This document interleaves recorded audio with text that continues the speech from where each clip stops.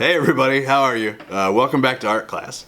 For this week's project, we're going to make something that's based a little bit on a very famous artist and one of that famous artist's most famous pictures, one of his most famous images. It's going to be about the artist we learned about in the video.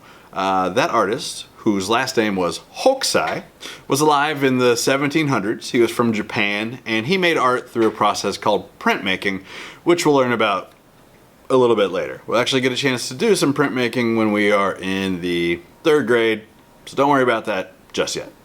So the picture of his that we're talking about specifically is this one. This one is titled The Great Wave off Kanagawa. It's probably one of his most famous images. You've probably seen it if you've been in the art room. I've got a poster on the wall. I love it. I think it's great. I think the way that the waves almost look like they are physically moving is an incredibly awesome thing, especially when you think about the fact that he made this hundreds of years ago before people really understood how to try and do things like depth and movement and stuff like that within their artwork.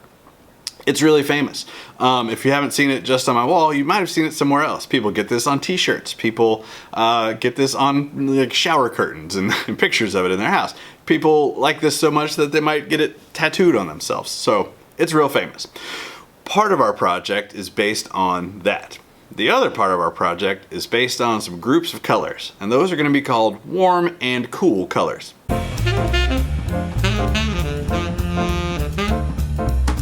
Warm colors and cool colors are just two groups of colors. And if we look at a color wheel for a second, remember the color wheel, we've used it in class before. We always say this is like a tool that tells artists different things about colors. Well, if we look at it and we split it in half and we just focus on one half right now, these would be my warm colors. These would be things like yellow and orange and red.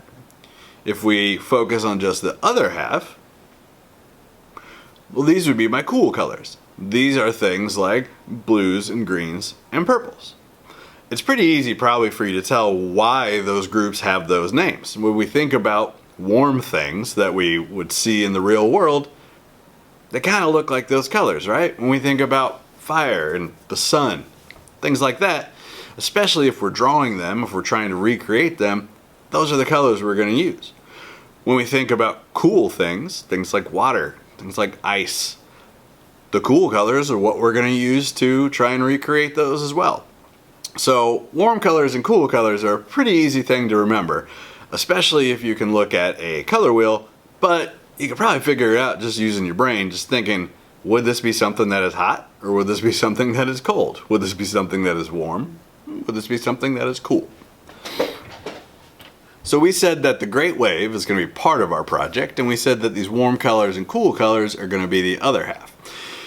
That'll make more sense here in a second once we start drawing it. But to kind of sum up what I mean by that, you're going to be drawing kind of your own version of the Great Wave painting, and you're going to be using warm colors and cool colors to show a lot of the differences between the stuff up front, the foreground, and the stuff in the back, which is called the background.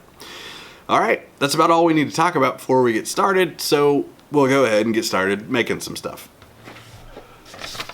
Alright guys, so for the project today, you're going to need a piece of paper, you're going to need a pencil, and you're going to need something to color with. So I'm going to kind of go through this kind of quick first, just so you can see what the plan is. You might not want to follow along with the video completely. You can if you want to, but yours might end up looking a little bit different than mine. Either way, we're going to base it on that Great Wave painting that Mr. Hokusai made. So underneath this video, I'll post a picture of what the original one looks like. You can choose to make yours as close to his as you want, as many details as you want, or if you just want yours to kind of sort of be based on his, that's fine too. So that's kind of why I'm saying you don't necessarily need to follow along with all of mine, because you might choose to make yours a little bit different. I'm going to go ahead and use a marker just so everything shows up better, but remember, I would love for you to use a pencil first. All right, so when we look at the picture of the great wave, it looks like a pretty complicated, challenging picture. But if we try and break it down just like one line at a time, it's not so challenging. So I'm going to start with the main wave.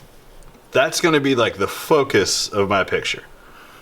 So I'm going to come up, it starts to kind of crash down.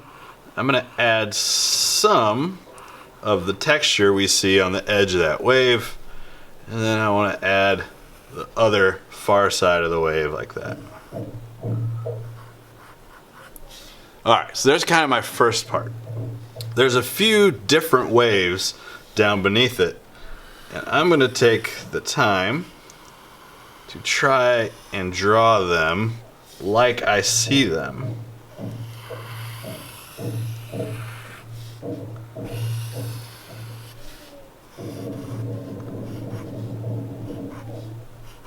And if you guys hear some wacky loud noises in the background, it's because Miss Wilson is in the other room.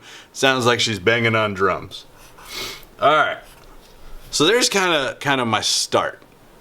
Now, I've got some different sections. If you made just one big wave, then I would go ahead and add a few more lines, and you'll see why that's going to be important when you're done.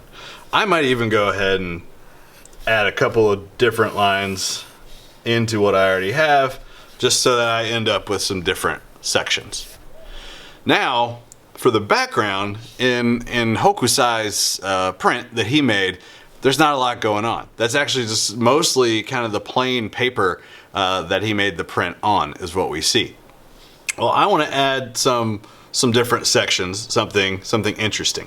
Now you can choose to make it look however you want, but again, we need some sections. So I'm going to start down here, and I'm going to make it look like the sun is kind of setting down below the water. And I am going to go ahead and draw some sun rays going out from it.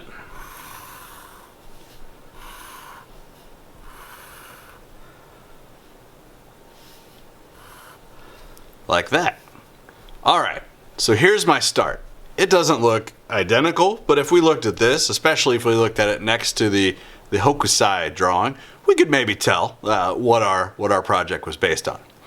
Alright, so now the next step, I'm going to kind of speed up and do real quick so I don't waste a lot of your time. But the goal is going to be to use cool colors to take care of my water areas, and use warm colors to take care of my sunset area. And that's why we did some different sections. I don't just want to use all blue. I'm going to use blues and greens and purples. I'm going to use all of my cool colors for my water. Same thing up here. That's why I chose to break up my sky into those sun rays, is so I've got some different sections for all of my warm colors. Alright, so I'm going to go ahead and color this, and I'll speed it up so I don't waste a lot of your time. That way you can see what kind of the final idea is. Remember, if yours ends up looking different from mine, that's fine. We're just kind of basing it on his picture.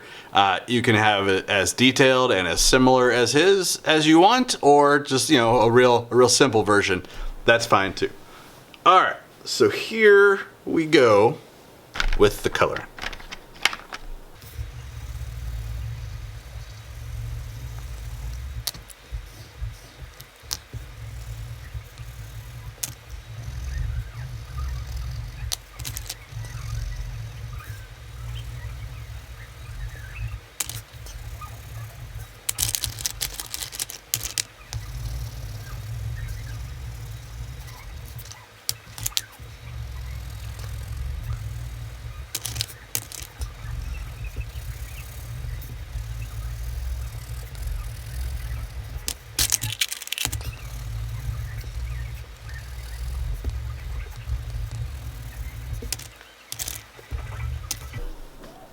Alright, so there is my version of Hokusai's Great Wave. We used cool colors for all of our water shapes, and we used warm colors for all of our sky. So it's cool up front and then the warm colors in the background. Remember, yours does not have to look just like mine. It can be as much like his as you want. Yours might look more like his than mine does, which would be awesome. Take your time, look at his for some examples as you're coming up with yours. Don't forget, the one big difference is we're gonna add some shapes into our sky, and it doesn't have to look like mine. You could have just made straight lines, or all these could have been curves. Some different way to show your sunrise or your sunset. All right, guys. So that's it for today. I can't wait to see what you guys make. Hope you're all doing well. See you guys soon. Bye.